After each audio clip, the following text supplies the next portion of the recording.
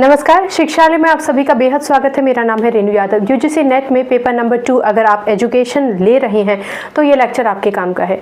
Education subject में एक lesson है टीचर एजुकेशन और उसके अंदर एक टॉपिक है NCTE, national council of teacher education. सबसे पहले तो ये समझिए NCTE का गठन क्यों किया गया, हमें ज़रूरत क्या पड़ी।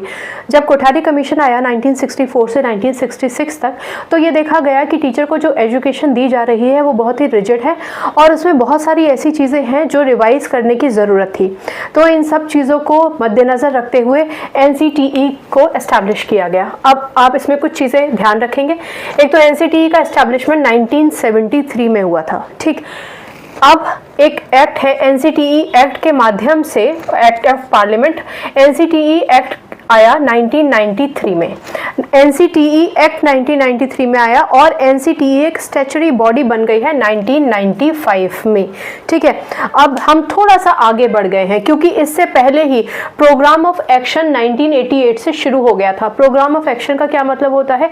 वो प्लान जो टीचर एजुकेशन के लिए बनाया गया था, प्री सर्विस और इन सर्विस टीचर एजुकेशन के लिए जो प्रोग्राम बनाया गया था, उस प्रोग्राम का इनिशिएशन या फिर उसने एक रूप लेना शुरू कर दिया था 1988 से और इसके बाद ये चीजें प्रोग्रेस में हो रही थी। एक एक्ट आया 1993 में NCTE एक्ट जो पार्लियामेंट के द्वारा दिया जाता है और उसके बाद स्टैच्यूटरी स्टेटस मिल गया इसको 1995 में, ठीक है।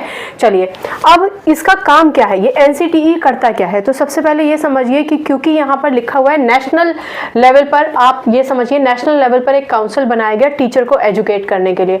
तो अल्टीमेटली अगर हमें हमारे एजुकेशन सिस्टम को एनहांस करना है, अगर हमारे एजुकेशन सिस्टम को हमें बहुत ही पुख्ता करना है तो उसके लिए हमें टीचर्स के एजुकेशन पे बेहद ज़्यादा फोकस करना पड़ेगा। इसका मतलब कि अगर वर्ल्ड लेवल पर कुछ चीज़ें चेंज हो रही हैं, नए डेवलपमेंट्स आ रहे हैं जिनको हम ग्रैस्प करना चाहते हैं, या हम हमारे ही सिस्टम से जो पुराने रहे होंगे उनसे अगर हम कुछ चीज़ें सीख कर कुछ बदलाव लेकर आना चाहते हैं टीचर एजुकेशन तक, तो हमें बड़े लेवल पे करना पड़ेगा और बड़े लेवल पर कोई एक यूनिट ये काम कर नहीं सकती है।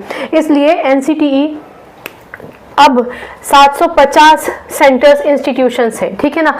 NCTE अपने माध्यम से डिसेंट्रलाइजेशन करके, डिसेंट्रलाइजेशन का मतलब होता है कि जितनी भी बॉडीज़ हैं उन सबको आप पावर दे दीजिए, उन सबको आप इम्प्लीमेंटेशन के कुछ फ्रीडम दे दीजिए, अपने पास ही पूरी एनर्जी, अपने पास ही पूरी सत्ता ना रखें।